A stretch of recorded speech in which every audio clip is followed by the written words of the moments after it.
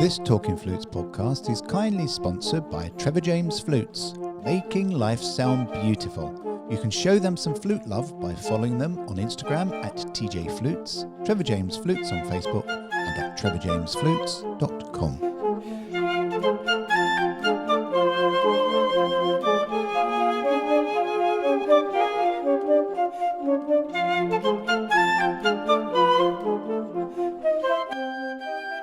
Hello everybody and welcome to Talking Flutes Extra with me, Jean-Paul Wright. Now I've known this, I wasn't going to say young lady because compared to me she's still very, very young. Well actually no, not very, very. She's going to hit me even if it is via Zoom. She's going to slap me via Zoom.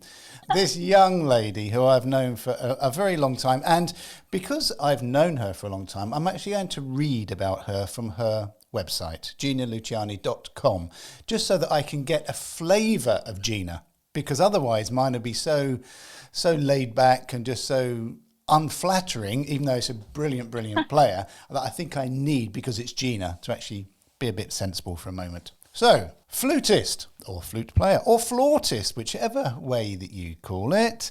Flutist Gina Luciani has a diverse career in music that includes recording for top film and television soundtracks and main stage live performances. Gina has been the flute soloist on 6 times Oscar-nominated film Minari. She was a member of the band for Kanye West's Sunday service, including at the Coachella Music Festival, and also performed alongside legendary artists such as Ariana Grande, Carrie Underwood, Billy Idol, Julia Michaels, Chance the Rapper, DMX, Guns N' Roses, Hanson, Hans Zimmer, John Williams, Josh Groban. It just keeps going on, doesn't it? Pete Townsend, The Who, I noticed. In fact, Gina is not only a brilliant flute player, she's a recording artist and a social media influencer. So, without further ado, welcome Gina. Thank you for the warm welcome. That was so kind of you. It's my pleasure. It's evening in London and it is morning in LA. What's the weather? I'm going to have to ask it, because what's the weather? Because I know LA is one of these, we would call it in the UK Marmite. So it's do you know Marmite? I don't know. Right. Mm-hmm. Marmite it's this spread, and it's made from yeast. And you either love Marmite or you hate it. There isn't this midpoint. And I think for me, LA is like Marmite for many people. I actually like LA. I just think LA is more than just Los Angeles. There's so many parts of it. And you live in a beautiful part. One of my favorite parts, don't you? Yeah. I mean, the thing that I love about it here is just it does provide so many opportunities, especially as a musician. And the weather, you can't really beat the weather. It's fantastic here. Yeah, Gina lives near one of my favourite places, which is Santa Monica. And there's one reason why Disneyland in Anaheim is always very hot, because it's inland, isn't it? Always much warmer inland. So, Gina, brand new year. New year, new you. And that's not you, as in Gina, but it's you, the listener. And we're just running this little series of new podcasts to say that each year you can choose to wake up on January the 1st and go through the whole month of January and February and March and not make any changes. Or you can say, okay, I'm going to make changes this month. And it's never too late to make a change, is it? And the new you, so that can be a new year on everything, and on everything you want. It means you can be practicing smarter. It can be you're listening to yourself more. You're not having self-loathing if you're not playing that well. And one reason why I wanted to touch base with you today, Gina, is because your new project, you've done something that I think is going to be very important to flute players around the world, which is your journal. And before we talk about the journal, I find it really interesting because I write stuff down in my diary. But because I write it down in my diary, I write lots of other things down in my diary, and it's not really specifically musically linked.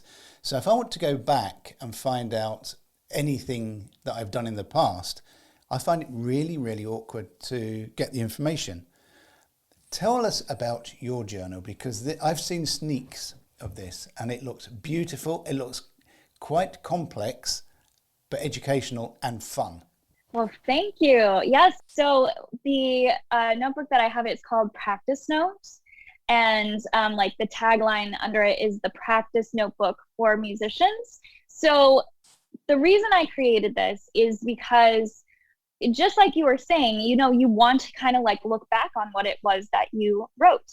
So when I was studying music, before I went to college, I had all these I call them floating sheets of paper, because my teacher every single week would give me a sheet of paper and write down what I was supposed to be practicing that week. And when I was younger and my mom was helping me a lot with practicing, those would actually make it into their binder that they were supposed to be in. And then once I started practicing more on my own and I got a little older, I would a lot of times lose those different practice sheets. And in a lot of ways, I feel like it hindered me, just because I didn't really know what I was supposed to be practicing that particular week. And practice, you know, I think a lot of people do go through practice in that same kind of way. Is like, I'm just going to practice, and there's no actual reason to be practicing, which I can talk about more later. But I think it's really good to have intentional practice, and that's going to be the best way to improve. And another way in which I feel like it hindered me is just I wasn't able to look back and see what I did. And a lot of times with music, especially, you know, it's just the same as working out. Like, it's little tiny progress at a time. And that can be really incredibly frustrating, because you don't feel like in the moment like that you're making any improvement, and you feel like, I'm putting all this time into this, I'm not seeing improvement. But if you actually look back at a couple weeks prior, maybe a month, maybe 3 months, maybe 6 months, you'll actually see, you did improve a lot. And so that was a big reason as to why I didn't want it to be an app. Originally, I had this original idea for Practice Note 3.5 years ago. So I've done a lot of research and just, you know, thinking about it, like, what is the best way for people to be practicing? And I was considering an app, and I thought, oh, that would be easier. But ultimately, I just realized it's so much, you learn so much more from, there's been so many studies done that you learn so much more from physically writing rather than just tapping something on your screen. And then ultimately, I also wanted people to be able to actually see their progress. At least for me on my phone, one of the things that I track is I have an Apple Watch. And so I'll track, like, you know, did I close my rings today and stuff. But I'm not looking back a month ago. I'm not looking back even usually like 2 or 3 weeks prior. And so that's what I think is really special about Practice Notes. So the gist of Practice Note is essentially just, it is a practice notebook that you can use in your daily practicing. And the way that I made it is very versatile. It can work for any type of music that you're playing, any type of instrument, or if you're a vocalist. I also made it so that you can start it at any time of the year. I thought that was really important, because ultimately you're going to either start music or start practicing in a certain way at any time of the year. And I wanted it to be able to be incorporated when it worked best for whoever the user is. Also, another thing that I did is, instead of, you know, having it start either Sunday or Monday, I have that also customizable that you can write in, because let's say you're using it in a school kind of setting, then probably your week starts on Monday in that sense. Whereas if, let's say, your lessons are, you take private lessons and they're on Wednesdays, maybe your week starts on Wednesday. So I wanted that to be customizable. And then of course you can use it either by yourself or with a private teacher, or with a teacher, like for some type of an ensemble, whether it's choir or band or orchestra or jazz band or whatever it is that you're in. So there's a lot of different ways of using it, but the main components of it are, at the very beginning, there's practice advice. Then you have your main practice sheets. There's 2 pages, one to write down what it is you're practicing that week and mark off what stuff you practiced. And then there's an area on the other side that you can write down questions you might have or goals for that week, and, you know, things along those lines. And then there's a goals aspect. You have at the very beginning, you have your yearly goals, and we talk about how to set up goals to set yourself up for success. I think a lot of people end up getting very frustrated because they don't set like achievable goals. So we talk a lot about that in the book. And so we have like your big long-term goals, but then we also set smaller monthly goals. So there's that.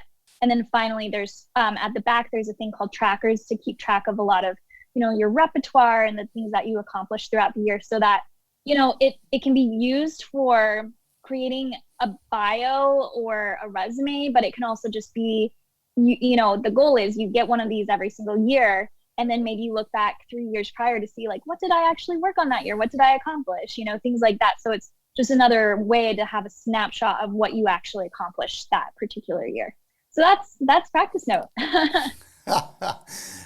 It sounds wonderful. Now, where is the starting point? So you open up the book, and it's not a thin book, everybody. Gina's put a lot of work into this. This is quite a thick publication.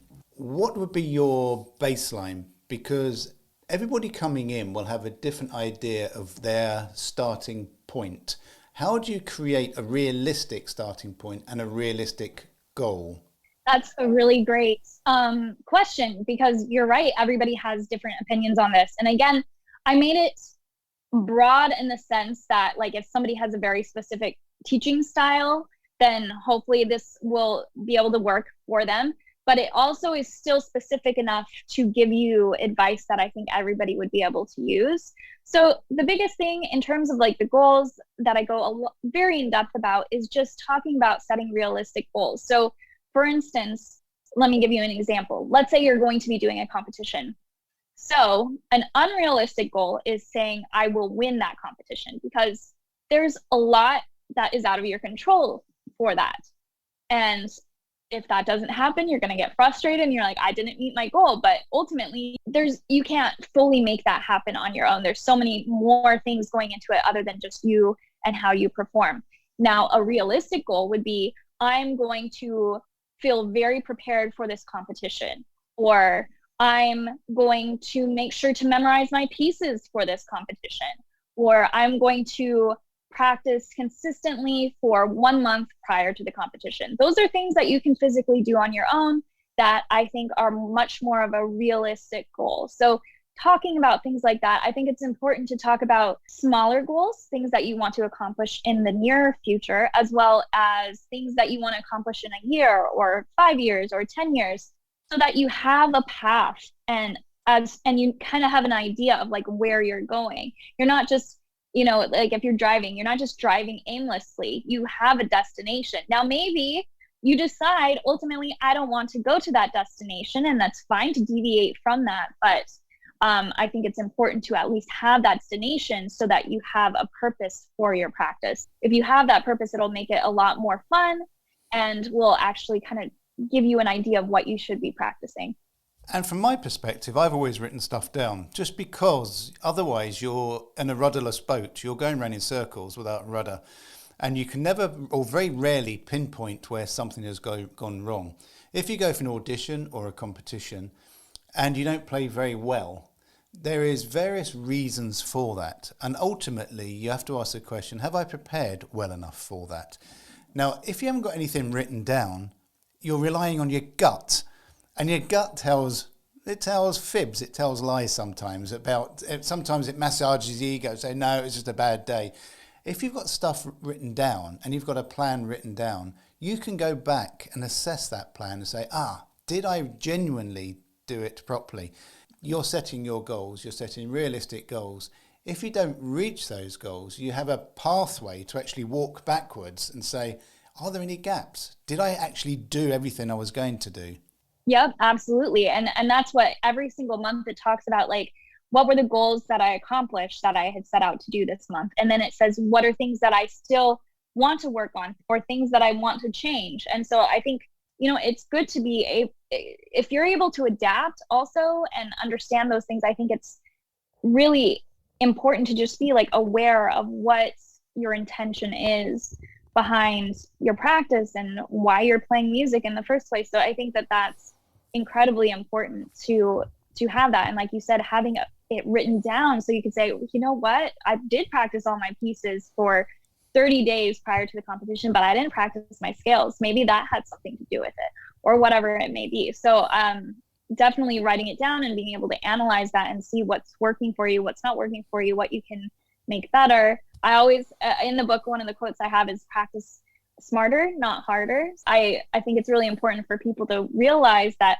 just because you practice 2 hours every single day doesn't mean that you had good practice. There's other people that might have practiced for 30 minutes and been more productive than somebody who practiced 2 hours, just depending on how they practice. And that's a key when you're doing a journal, isn't it? To actually chunk your practice routines, your practice plans accurately. If you don't have a journal, as you say, sometimes you just pick up the flute, you aimlessly play your T and G, you'll do your scales, and then you'll go straight into music. But if you've got it written down, you can be much more disciplined and cover all bases in a set period of time. Yeah, absolutely. And so, for instance, there's a whole section talking about how to structure your practice. So it talks about the importance of warming up and scales and, like an estimated amount of how much time you should allot to those and everything. So I think, every instrument, every person is going to be different, and they can customize things to whatever it is that works best for them. But it's just a general idea of things that you should be incorporating into your practice that will guarantee success for you.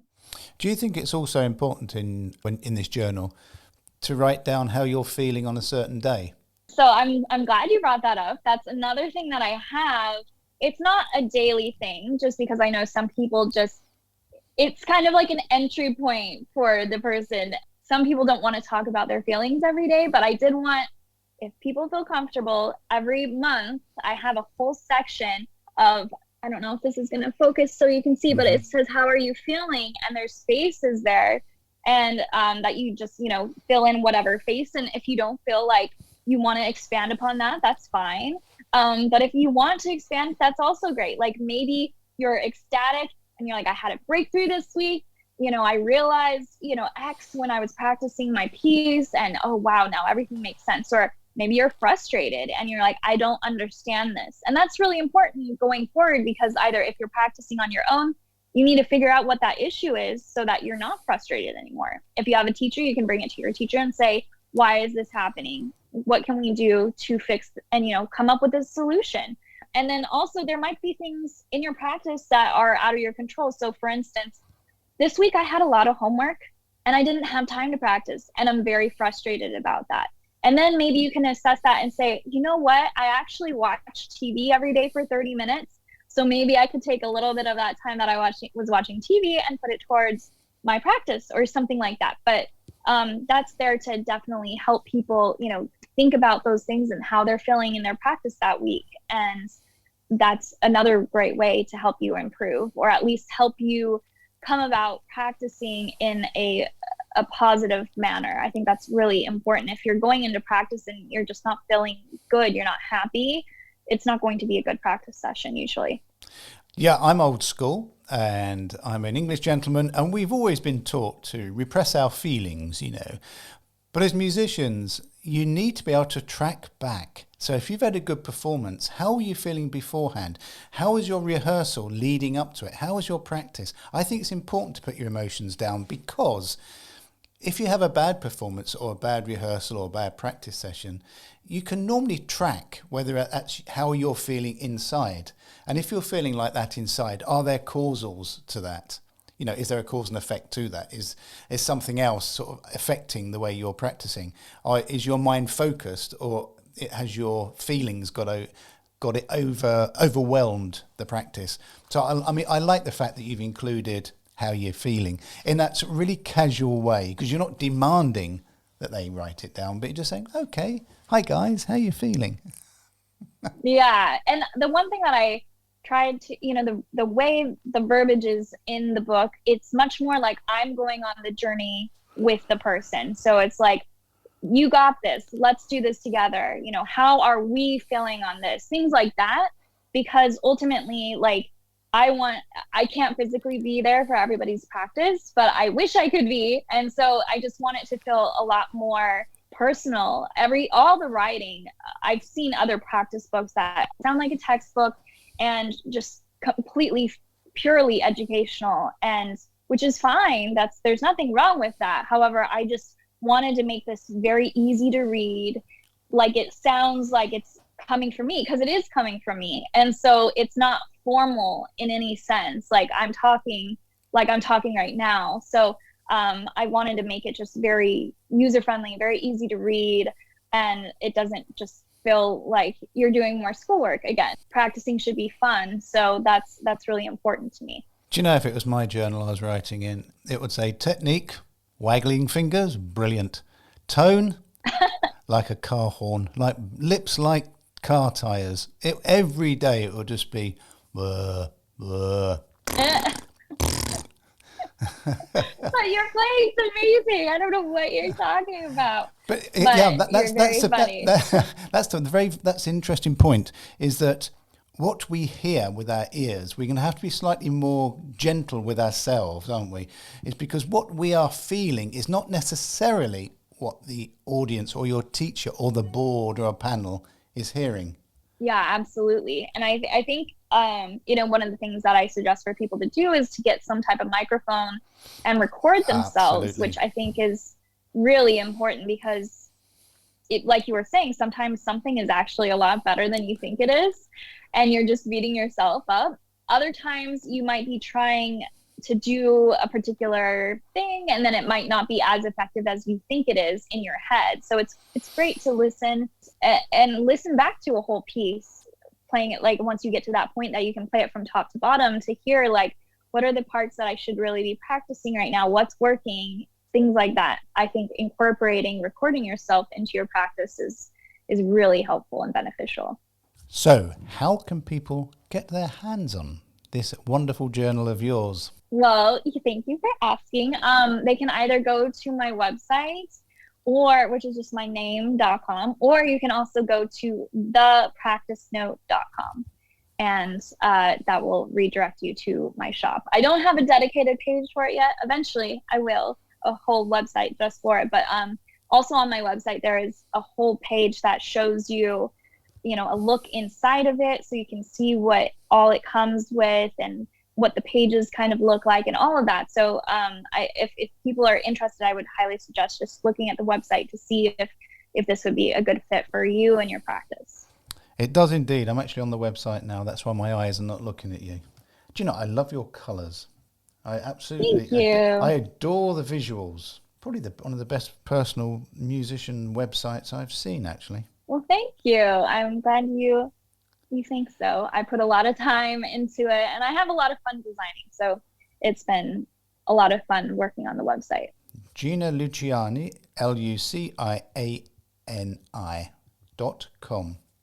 That's wonderful. And I just wish you great joy with this, and also people that are getting the journal, because it is so important that we write things down, that we have that back channel, that we can take a look back. Because if we've done things right and we've done things well, don't just think, oh, we've done that, then move on. Did I do something different? Did I change the way I looked at something? And unless you write it down, the brain has this funny way of convincing you you've done something when you haven't necessarily done something. So yeah, journaling, and this sounds like it's the complete journal, because you've got lots of practice tips, lots of advice, as well as the ability for people to write things down. Yeah, absolutely. And I think the great thing about it is like, at least for me, I'm not as awesome as John Paul is in terms of like journaling every day. I hate writing things down in terms of, like writing. Yeah, I don't know. It's just always been weird for me. So for me, for my practicing, it was just like I wanted my teacher to write down what it was I was supposed to practice, and I wanted to put an X on the things I actually practiced that day.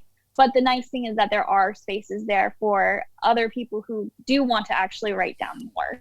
For me, it would have probably just been the X's and like, yes, I completed my practice. Oh, maybe I have a question, write that down. And then that's like it. Talking about my feelings, I don't know if that would have happened. I debated for a long time. I was like, should I put this in? Because that would have been really hard for me. And I was like, you know what? I think it's actually a really good thing, because even if somebody doesn't feel comfortable right away, maybe they will get around to it. And I think it's really important to be assessing like your feelings and how you're feeling about, practicing that day, or just life in general. And so that's why I ultimately put it there. So there's definitely space for people who want to write down, like different things and use it a little bit more in a journal type of way, but also for people that are more like me, that just want to write an exa. I practiced this today. I am done. Hopefully, you know, people are just able to use it in the way that they want to, since it is so customizable. Shall I let you into a little secret, shall I? What I do, how I write it. I never unlock my feelings because I never know who's going to open my diary. So I use plus and minuses or equals, which is my code. So because we all go through monthly cycles, so sometimes we're feeling, well, I do, as you know, I'm sort of really hyper sometimes. And sometimes I'm quite flat. Sometimes I'm sort of, you know, floaty. And I put a plus if I'm feeling good. I put a double plus if I'm feeling extra specially good and confident.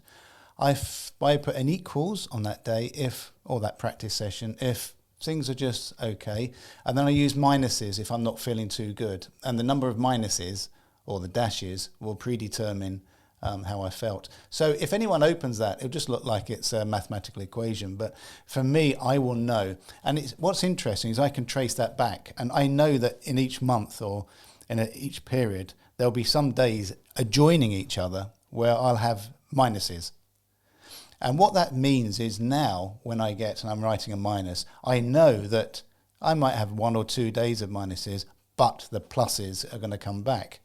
So I do mine very differently. I don't write personal things. I'm not feeling very well today, or I'm feeling a bit low. I love that though. That's fantastic. I mean, I think what's so important though is to figure out what works for you. Absolutely. And I love what you said though there about, you know, even if you have the minuses for multiple days, that the pluses are going to be coming back. I definitely obviously, you know, I know everybody's been talking about the pandemic and stuff so much, and probably there's so much fatigue about it. But one thing I was realizing is, you know, in the fall, there was a time I was just kind of feeling meh for like about a month. And it just felt like, oh my gosh, I just feel like I'm doing the same thing every day. And, you know, I'm just stuck and nothing's happening right now. And again, like had I been writing this stuff down, I would have ultimately at the end of the month seen like what ended up happening. But ultimately now I feel like I'm in a very good place. So I think that is also a really fantastic thing to realize. And I love that you pointed that out, that, you know, even if you're having some downtime, if you're having some minus kind of areas, like negative areas, that the pluses will be coming back. I love that. Especially as flute players, because not every day is the same. Your chops are different some days. Some days everything just clicks and you have this sound that just sings, and other days you have to work at it. So, you know, some days it's effortless, some days it's a real, you know, you really have to concentrate. On other days it just doesn't click. So I'm really excited that there is a journal out there. You are guiding, but you're letting that person be completely honest and contained within their own environment. And I like the idea that you say it's small goals, it's marginal gains. Don't try and put these big... I mean, if someone said to you 10 years ago, what's your goal? And you said, to play with Ariana Grande and Kanye West. And the chances of you actually doing that, if that had been your goal, would have been very little. But because it wasn't your goal was to become as good a musician and flute player as you could, and to create this life that you have. Those opportunities come along, but I don't think you can necessarily say, I want to be principal of the New York Met or the LA Phil. Or no, I think those are too specific. You know, like if you said, I want to be a principal of an orchestra, that's a lot more doable. The thing is, I mean, obviously, like, let's say you said a particular orchestra, well, did they even have any auditions? Like, sometimes somebody gets in there that's about like 30 or 40, and then they don't retire, or they don't leave until they retire, which is, you know, sometimes 30, 40, 50 plus years later, and you have no control over that. And you know, and so I think that's what's so important. And the other thing that's so interesting is that, you know, in the past, for me, in terms of goals, a lot of times I would look at somebody and I'm like, okay, I love where they are. Now I want to try to do what they did. And the interesting thing is, even if I did every single thing that person did, I might not ultimately have ended up in the same spot. But I could have done a completely different route and then gotten to the same spot. So I think that's a really interesting to see that. And I think ultimately it's about your journey, as cheesy as that sounds, but doing things that are right for you. And ultimately, if you do have these goals and you're working and having an idea of where you want to go, ultimately you will end up where you should be. And maybe that's different than what you originally intended. Did I ever think that I would be designing the practice note? Probably not. Did I think that I would be doing social media? I mean, even when I went to college, social media other than MySpace wasn't a thing, and there was no such thing as like a content creator or influencer or anything like that. So I would have had no idea that certain things that are part of my career were going to end up being part of my career, because some of the things didn't even exist yet. So with recording, I always wanted to do recording work, but I always thought, I'm going to be playing for either movies or TV. I never thought I'd be playing for Netflix or Amazon or things like that, because again, like those streaming services, they weren't making their original content yet, so that wasn't even a possibility. So it's just very interesting how things fluctuate, and ultimately you have to evolve with the way that the world is going, the way that your life is going, and you shouldn't just be stuck to that original idea that you once had of where you ultimately wanted to be. When I was at school, we were writing with feathers on parchment. Oh, were you? With some ink, the quill pen and the ink, and writing in calligraphy. Yeah, if you've seen Bridgerton, that was my era. Wigs and parchment. Horses and carriage, my lady. I think you should bring it back. I love it. I love Bridgerton. It is coming back, isn't it? It is, but I'm saying you should bring the style back for now. I'd love to. Yeah. I'd love to. I'd be the Duke of Hastings. He's the coolest guy, I think. It's actually, let's not talk about Bridgerton, because we could. That's a minefield, isn't it? It's as bad as talking about. It's as bad as talking about the Squid Game, isn't it? Squid Games. I actually haven't seen that yet. I need to see it, but it is. Yeah. I was horrified on the first one. I know we're deviating here on a Flute podcast, aren't we? But I know, but it's okay. It's okay. It's all part of life. I was horrified on the first one, the amount of violence. But then I was just hooked. It took me a little while to get into it. And then at the end of the first one, I was completely hooked. And you then just become numb to the violence contained within it.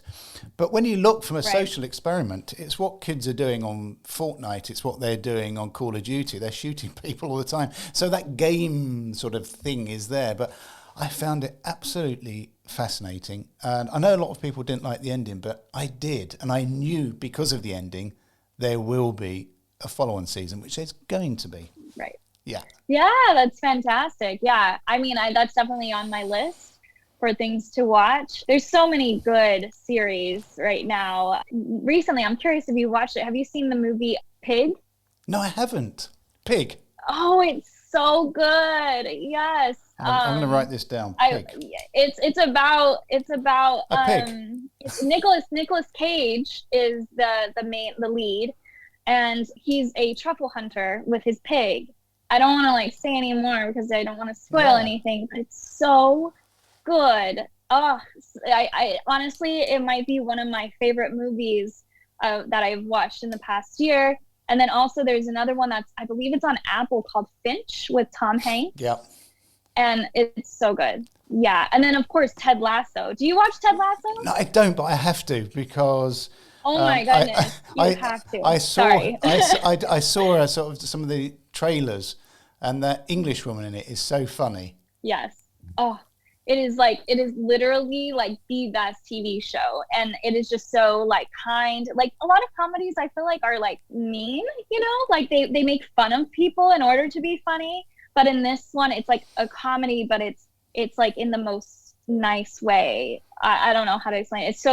It's so uplifting, and there's also just so much heart in it. It's amazing. My fiance and I binged the first season in a couple days, 3, 4, 5 days, something like that. And what's nice about it is it's all 30-minute episodes, so it's not super long.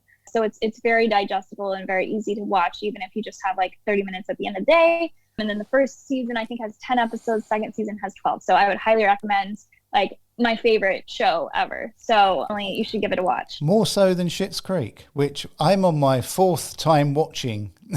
Fourth time watching. You each know, one. you're gonna lose your mind. I've never seen that either, so I need to. That's also on my list. For me, yeah, I need to watch that. For one me, too. it's the most beautiful series. I mean, I'd say the fourth time we watch it again. Each episode is 25 minutes, but it is beautiful and it is funny and it is clever. Again, it took me a couple to get in, but 4 times we just keep going round. When we finish something, It's not time to go to bed. You know, we'll just put the Schitt's Creek on, and it's just love it. That's how you know something is really good, is when you can watch it that many times and it just keeps getting better. Yeah, it's like Grey's Anatomy, isn't it? There's about 5,000 series. I don't know how you could ever watch that more than once, just because it's just like another season. Another season. Crazy. Gina, let's talk very briefly about another area of your activity, which I really love, which is your YouTube channel. Because, you're popular on the social media channels. You're popular certainly on Instagram and Facebook. But let's talk about YouTube. And certainly one area of that which fascinates me, your series of what they don't teach you in music school. And I know you chunk that on Instagram, but I like the way that you've actually taken hold of that and said, okay, I'm going to tell you what they don't teach you at music school, but what you should actually know. Yeah. Well, the interesting thing is I do think some more schools are starting to incorporate these things, which they should. So I'm so thankful that they are.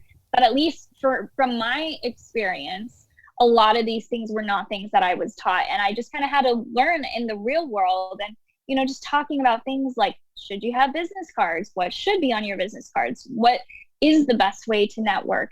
You know, some of my most recent things have been like talking about instrument insurance and the importance of having instrument insurance. What should be on a website? Should you have a website? You know, just things like that. And it's been interesting because I know you had mentioned this before when we had a talk at one point, but you said a lot of these things seem obvious, but a lot of times people either haven't done them themselves or they haven't heard that piece of advice.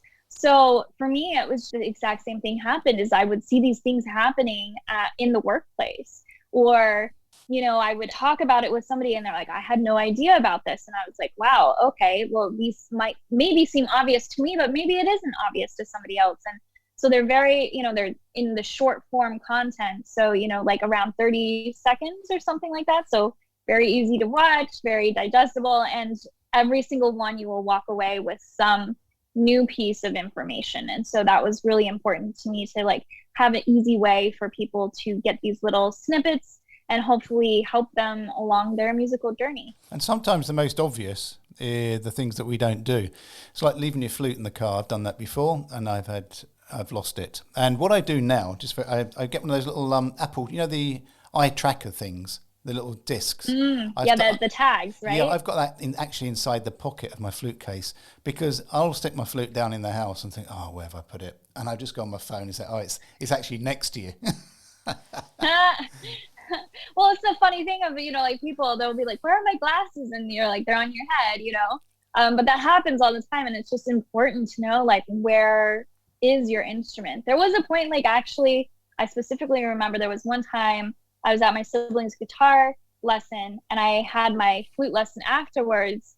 And I got to my flute lesson, I realized I had left my flute at the other location where the guitar lesson was. And I was like, oh. So the Apple Tag would have been fantastic to have had then. But at the time, of course, there weren't smartphones or anything such as that. But yeah, I mean, those kinds of things I think are really important. Any ideas that I have or things that, you know, like I hear people asking questions about or whatever is things that I include in the series. I find it really hard to believe that you remember when there wasn't smartphones. I know, isn't that crazy? I'm old. At the beginning of this year, like, you're so young. I'm like, actually, I do remember. I was still, you know, like, the interesting thing I think with like my generation is that we remember the time without cell phones, without the internet and things like that, but also it was still a huge part of our upbringing in terms of like high school and college and things like that and stuff. So technology was always like very important once we got to that stage. Sometimes with other generations that are beyond that, it just depends on how much you decided to use the technology yourself, because I know some people who are incredibly proficient like you are, but then I also know other people that are like, can you show me how to use this phone again? Like, what's this button do? You know what I mean? So it just depends. I mean, sometimes I hear like terminology and stuff from, you know, Gen Z on TikTok. I'm like, wow, I get it now, that like at a certain point you get away from what's popular and trending and things like that. But yeah. So Gina Luciani on YouTube. Now, everybody, you have to go and look at it, just because it's not your quintessential YouTube site. Because I'm on it, as you could probably imagine. And you start with this, and as you should do, this is Gina playing. So she has all the flute covers. And one thing that Gina is known for is arranging, and she's a really good arranger. And they are loads of flute covers, from Up Married Life, The Hedgehog, Green, hang on, I can't read that, Green Hill Zone, The Lion King, Circle of Life, and it just keeps going, Lord of the Rings, it just keeps on going. So it starts, so you get Gina as the flute player, rather than the influencer. You get her as what you and I are, flute players. And then it goes to helpful tips and tutorials for musicians. And again, this is really, really important, because you've got performance anxiety. She covers how to clean your flute, which that may sound simple, but I can assure you many people don't do it the right way. How to use the Acapella app, how to do a collab with the Acapella app, how to use Acapella. And Acapella is when you can actually do a duet, trio, quartet, or just keep going, multiple tracks with one single app, and how you record it. So again, very, very important. And then you've got, this is really sweet, and it is Learn the Ocarina series. Yeah. Yeah, I have that, as well as the native flute. Those are two instruments that I think are really fun. And even for flute players, you know, one thing that, going back to talk about practice note, one thing that I did is, did you practice something fun? And that is solely for the person who's using practice note. It's not to show their teacher what it was that they were practicing that was fun to them, because I want that to be something personal to them. That could be playing your favorite pop song. It could be, you know, playing a piece that you just love, that you're not necessarily working on at that moment. But one thing that I love doing too is playing either a native flute or an ocarina, just because they're so much fun to play. They can be complex, but I think that in terms of just like sound production and, you know, playing basic notes, much easier than a flute. And so sometimes, you know, if you're working on a lot of technical stuff on flute and it's just really frustrating, or your tone's not what you want it to be, you can just pick up one of those two instruments, and it's just so simple and just fun.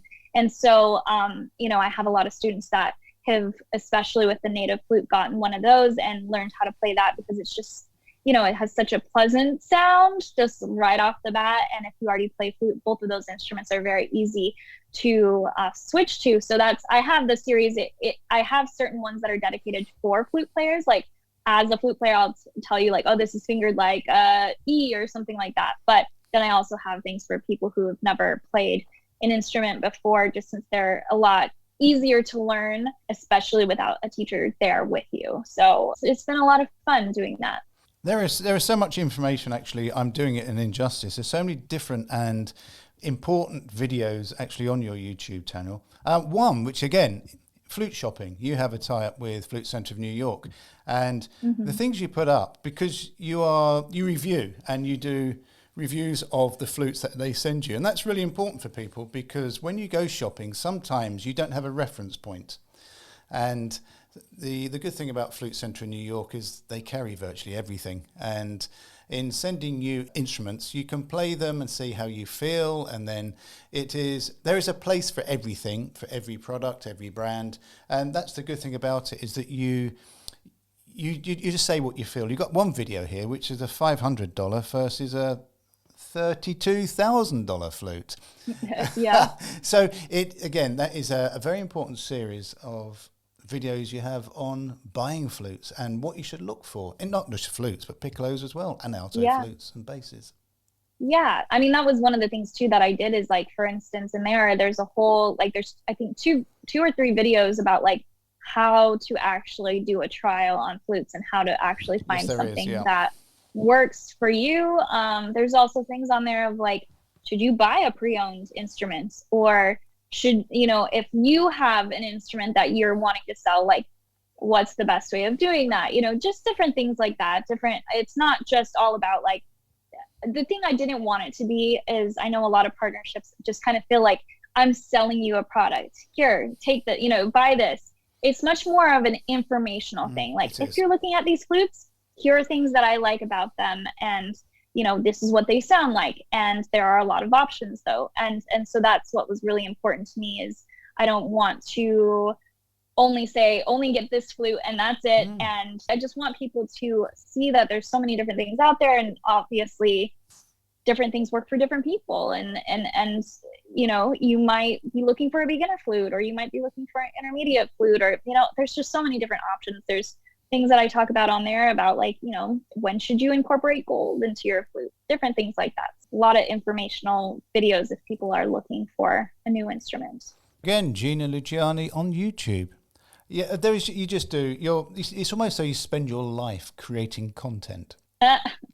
Yeah, basically. No, I mean, like, I try to have a very good work-life balance. The thing is I do love my work. So ultimately, sometimes it's just, I am working on a Friday night and not going and doing anything else just because I love what I do. But also I see the importance of just taking time away, which I'm going to be doing here in about a month. I'm going to be taking a couple weeks off and just, no work. So it'll be really nice. So Gina, thank you once again for joining me on Talking Flutes this week. Thank you for having me.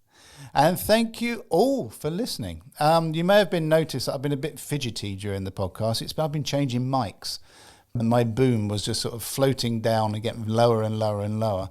So I've actually gone to a static. So apologies if I seem to have been messing around a bit with my head. That's those that are watching this on video. So thank you again for listening. Wishing you a wonderful week ahead. And may your high B natural be especially easy to play, and your low B in tune, because mine never is. Goodbye all.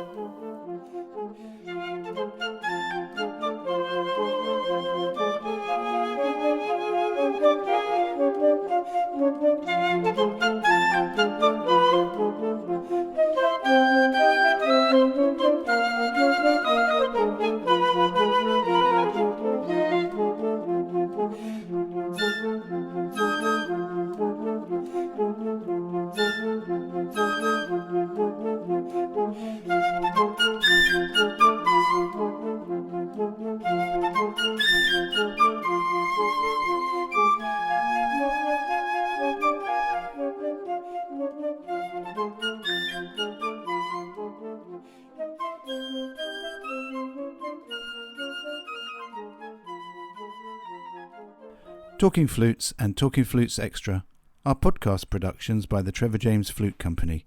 For more information, visit trevorjamesflutes.com.